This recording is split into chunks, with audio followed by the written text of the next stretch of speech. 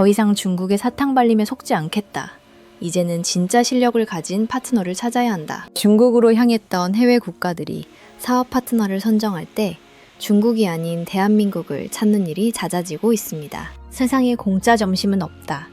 경제학의 가장 기초적인 이 격언을 지금 전 세계 수많은 개발도상국이 피눈물을 흘리며 배우고 있습니다. 중국은 지난 10년간 1대1로라는 화려한 간판을 내걸고 아프리카와 중남미에 접근했습니다.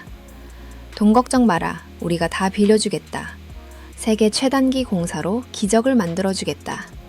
그 달콤한 유혹에 수많은 나라가 넘어갔습니다. 하지만 10년이 지난 지금 어떤 나라의 댐은 완공 직후부터 물이 새는 시한폭탄이 되었고 어떤 나라의 기차는 달릴 때마다 나랏빛을 기하급수적으로 늘리는 애물단지가 되었습니다. 남미 에콰도르의 아마존 정글 깊은 곳에 거대한 코카코도 싱클레르 수력발전소가 있습니다. 중국 돈 3조 원을 빌려 중국 국영기업이 지은 에콰도르 역사상 최대의 프로젝트였습니다. 중국은 호언장담했습니다. 이 댐 하나면 에콰도르 전력의 30%를 해결할 수 있다고 말이죠. 하지만 축포가 터지고 발전기가 돌아가기 시작한 순간 악몽이 시작되었습니다. 댐의 신장부인 터빈실부터 발전소 구조물 곳곳에서 쩍쩍 갈라지는 소리가 들리기 시작한 겁니다. 에콰도르 정부가 기겁해서 조사를 해보니 발견된 균열만 무려 7,648개였습니다. 단순한 시우금이 아니었습니다. 댐이 수압을 견디지 못하고 붕괴될 수도 있는 치명적인 결함들이었습니다. 1,500메가와트의 전력을 생산해야 하지만 터빈이 파손될까봐 제대로 돌리지도 못하고 있습니다. 애초에 이 사업은 시작부터 비리로 점철된 악재가 예약된 사업이었습니다. 총 사업비인 약 27억 달러의 85%를 중국 수출입은행으로부터 연 7%의 고리로 빌리고 이를 갚기 위해 국가 자산인 석유를 헐값에 넘기는 굴욕적인 계약이었습니다. 댐이 건설된 곳은 레벤타도르 화산 근처로 지질학적으로 매우 불안정한 지역이었습니다. 전문가들이 붕괴 위험이 크다고 수차례 경고했지만 중국과 당시 에콰도르 부패 정권은 이를 묵살했습니다. 거기에 더해 중국은 비용을 아끼기 위해 규격 미달의 중국산 강철을 사용했습니다. 결국 이 사업을 추진했던 호르에 글라스 전 부통령은 중국으로부터 거액의 뇌물을 받은 혐의로 결국 감옥에 갔습니다. 즉, 기술력이 아닌 뇌물로 따낸 사업이었던 겁니다. 더 기가 막힌 건 중국 측의 태도였습니다. 에콰도르 정부가 항의하자 그들은 원래 댐에는 금이 좀 간다. 쓰는데 문제 없다며 책임을 회피하기 급급했습니다. 심지어 보수공사를 하러 온 중국 기술자들은 균열의 원인조차 제대로 파악하지 못했습니다. 결국 에콰도르는 중국 기술자들을 모조리 쫓아내고 국제법원에 소송을 걸었습니다. 3조 원의 빚은 그대로 남았는데 전기는 제대로 만들지도 못하는 거대한 콘크리트 덩어리만 떠안게 된 겁니다. 싼 게 비지떡이라더니 이건 비지떡이 아니라 독이 든 사과였습니다. 아프리카 케냐도 뒤통수를 맞았습니다. 중국은 이곳에 수도 나이로비와 항구 도시 몬바사를 잇는 철도를 깔아주겠다고 접근했습니다. 약 480km 구간에 36억 달러, 우리 돈으로 약 4조 8천억 원이 투입되었습니다. 이는 국제 표준 건설비보다 무려 3배나 비싼 금액입니다. 왜 이렇게 비쌌을까요?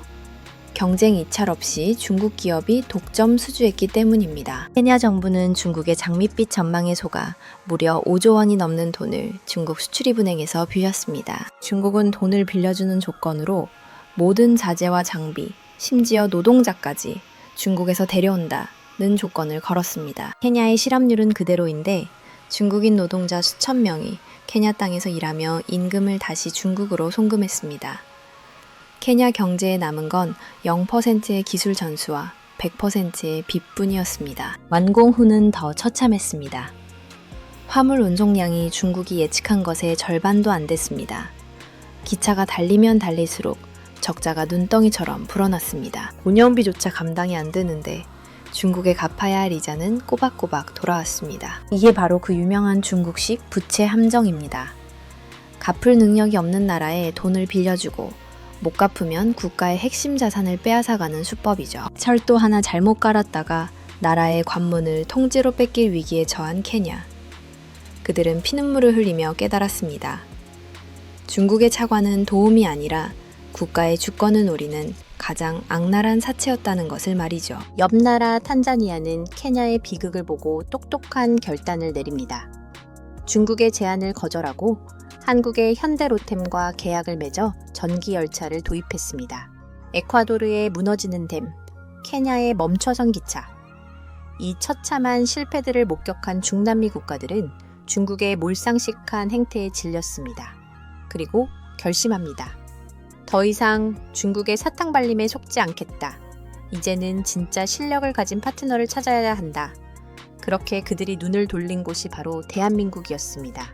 그 변화의 상징이 바로 페루의 친체로 신공항 프로젝트입니다. 잉카 문명의 심장 쿠스코로 가는 관문을 짓는 이 중요한 사업에서 페루 정부는 중국을 배제하고 한국을 선택했습니다. 한국은 중국보다 비쌌습니다. 페루가 한국을 선택한 이유는 바로 PMO라는 방식 때문이었습니다. PMO는 쉽게 말해 한국이 단순히 공항 건물만 지어주는 시공사가 아니라 발주처인 페루 정부를 대신해서 기획, 설계, 시공, 시운전까지 프로젝트의 모든 과정을 총괄 관리하는 마스터 역할을 한다는 뜻입니다. 친체로 공항은 해발 3,711m 고지대에 지어집니다. 산소가 부족하고 기압이 낮아 비행기 이착륙 설계가 지옥 난이도죠. 중국이 머뭇거릴 때 한국의 현대건설과 한국공항공사는 최첨단 시뮬레이션 기술을 들고 나왔습니다. 고산지대 특화 설계부터 친환경 공법까지 페루 정부가 걱정하던 모든 리스크를 기술력으로 잠재웠습니다. 이건 노가다가 아니라 하이테크의 승리였습니다. 중국은 설계도 자기들 마음대로 시공도 불투명하게 하다가 문제가 터지면 도망갔습니다. 하지만 한국은 달랐습니다. 세계 최고 수준인 인천공항의 운영 노하우를 페루에 그대로 이식해주겠다고 약속했습니다. 페루 공무원들과 엔지니어들을 한국으로 불러 기술을 전수하고 모든 과정을 투명하게 공개했습니다. 중국은 제품을 팔고 떠나지만 한국은 기술을 전수하고 시스템을 이식합니다. 페루 정부가 한국에 정원을 맡긴 이유는 단 하나, 한국은 우리를 속이지 않고 끝까지 책임진다는 신뢰 때문이었습니다. 페루는 한국의 이 진정성 있는 접근에 감동했습니다. 중국이 남긴 불신과 부실의 늪에서 한국의 기술력과 투명성은 유일한 구원이자 확실한 대안이었던 겁니다. 전 세계 건설 시장에서 중국의 저가 공세는 악명이 높습니다. 우리가 공짜로 지어줄게라며 덤벼드는 중국을 이기는 건 불가능해 보였죠. 하지만 대한민국의 기업들은 기술력과 신뢰할 수 있는 시스템으로 중국의 저가 공세를 무너뜨리고 있습니다.